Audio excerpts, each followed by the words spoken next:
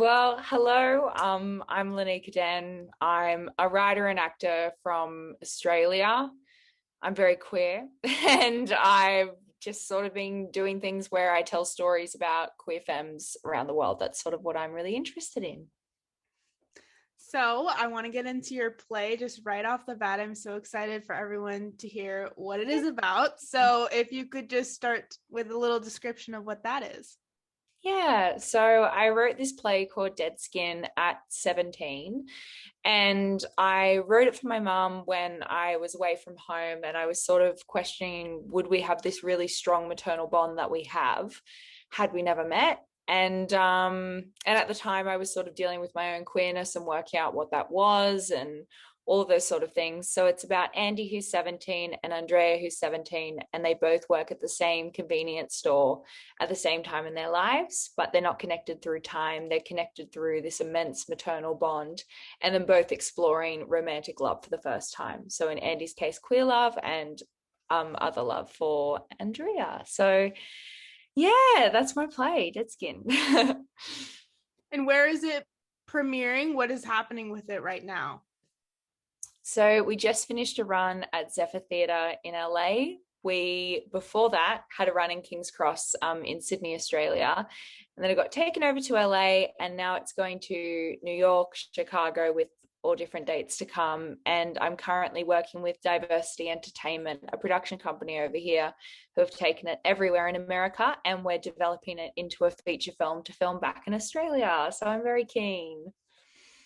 That's so exciting. I mean, and it's crazy that you just wrote it at 17, didn't know it was going to blow up into what it is now, I assume. But how did you get on that journey? Like, what was the process of just writing it into where you are now? Yeah, definitely didn't think what I was writing in my bedroom at 17 in my last year of high school would end up across the globe. That's very, very weird. I come from a theater acting background, and since I was very, very little, and I had never really found anything that great for young women in general, like even young women in their 20s. I'd never seen any roles where I really felt like this articulated anything about being young, especially teenagers being a teenager. And I sort of started writing the play just in my bedroom in my final year of high school as sort of like a rant and an FU to the fact that there wasn't anything good out there for young women. And also me being like, oh, I'm not gay, but then writing an entire play about being gay is just like very on brand. So I sort of just wrote it, and no one would read it because the ageism in industries, at least in Australia, is very crazy. They're like, who is this 17-year-old person that's written this play? What's this going to be about? And blah, blah, blah. But it won the State Theatre Company Young Playwrights Award in South Australia, in Australia. And that was just through submitting it. I submitted it. It's an award for high school kids, and I submitted it, and they were like, this is great. And I was like, oh my God. And then it went to King's Cross Theatre in Sydney for a stage reading festival, Storytellers Festival. And that's where my Australian director, Kim Hardwick, picked it up. And then she helped me under her theatre company, White Box Theatre, put it on at King's Cross Theatre as a fully staged production in 2021. And then Jess from Diversity Entertainment came to see the show when she was in Sydney, and she's from the US, and then she pulled it all the way to the US. So it was sort of just a really weird chain of luck, but also just submitting it anywhere and seeing if someone would read it, because no one would, but then eventually you submit it for long enough and someone will read it. So really my whole philosophy in life is just like writing stuff, putting it out there, and like throwing it at everyone and seeing where it sticks. So yeah. Absolutely. And you spoke briefly about, your own sexuality while writing this play. So I wanted to know, like, what does this play mean to you now in your journey, and what would it have meant to you if you had it when you were first going through that as a young, LGBTQ youth? Yeah, totally. I think it would have meant everything if I would have had this play when I was on a queer perspective, but just as even on a young person perspective, both of those, and on a female perspective as well. I think if I would have had this play I would have understood myself more and felt more seen and heard about women can say fuck off as a teenager, and women can swear, and sort of all the things that I was going through and with queerness and all of that. I think if I would have had this play, I would have been like, oh, there are more people who are going through this. And that was the crazy thing about when this was written. And then I performed this play because I acted in it. I performed this play in Sydney when I was 19. And most of our audiences were teenagers, which was, oh, that's all I wanted, because it is for them. It should be seen by them. And it was crazy, the Instagram DMs that I received of just like people telling me that their entire journeys and how this play has helped them think about all of the different queerness within their lives, and where they are currently. And it's just, that's all I could hope for. It's not even about me creating this piece of art. It's about that this piece of art is out there now, and that other people that are young and that are queer, and even older queer generations, now know that they can sort of feel heard for this time in their lives. And I think that's just really special. Absolutely. I mean, it sounds amazing, and I'm sure hearing, people who are actually seeing it now is just a whole surreal experience. And I did want to ask just about the actual production of it. I mean, how has that been, like, going from just writing it and now you're actually putting it together? Like, what has that looked like actually bringing it to a stage? Yeah, I think it's been a playwright's dream, because I've been able to do it 2 times now. Once both with Australian cast, but internationally and within Australia.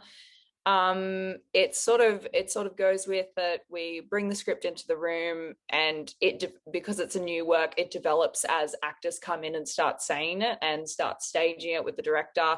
And I really start to see how it looks on stage and work out whether I think it's articulating exactly what I want to say in each moment. So it's just such a beautiful thing to have a bunch of creatives who have all have similar experiences within queerness and that sort of thing, coming together, and especially the maternal bond, coming together and just talking about the things that they take away from the text and within each moment.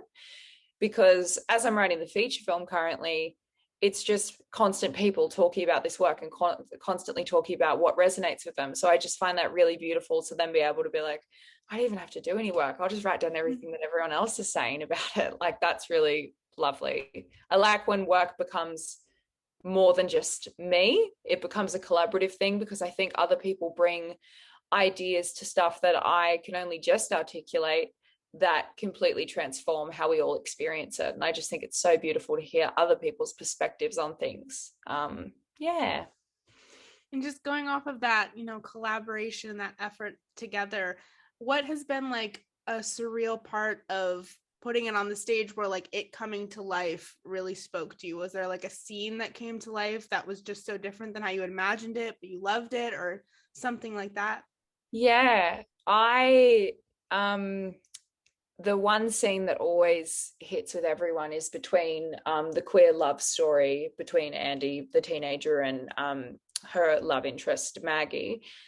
And it's which I obviously can't spoil, but it's the scene at the end that is the crux of what this queer relationship is, and the questions that it brings about experimenting versus bisexuality versus lesbianism versus queerness in general versus all of those, and what any of those labels mean anyway, because they're all self-identifiers. And anyway, it brings a bunch of those questions into that scene, and it's a really, really highly emotional scene. It's a gasper, as some people in the audience in America seem to love to do. They love to gasp at things like we're in a soap opera, and I scream for it. I think it's amazing. But the questions that scene brings up, I wrote when I was supposedly straight, and none of this is based on anything. It's not autobiographical. It's just ideas of people that I know and sort of how I think that they would work. And it's crazy to hear how many people have gone through the same experience as Andie has in that scene, and within what that means about queerness. And I think that was one of the most surreal things, to be like, oh, wow, I've written something that is universal and is just something that we're not talking about within queerness. So I think every time we bring that to the stage, that makes me really happy. I think that's the most important scene in the play. And so if people want to learn more about this, to read about it, to go see it, what can they do to be involved in that?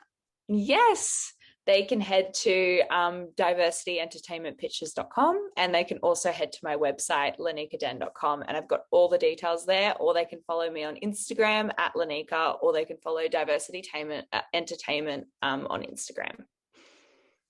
Okay, perfect. Thank you so much for sharing that and chatting with me. Thanks for having me, Caitlin. Yes, of course. Is there anything else? I would say that I just really hope that young queer people and young people in general, whatever background you come from, wherever you come from in the world, and gender, sexuality, age, disabilities, mental health, all of that, just like create and just enjoy creating, and don't look at people as if they're really aspirational. They're not. Everyone at the end of the day is the exact same as each other, but it's just a joy to be able to tell stories, and I really hope that more young people start telling stories. Yes, absolutely.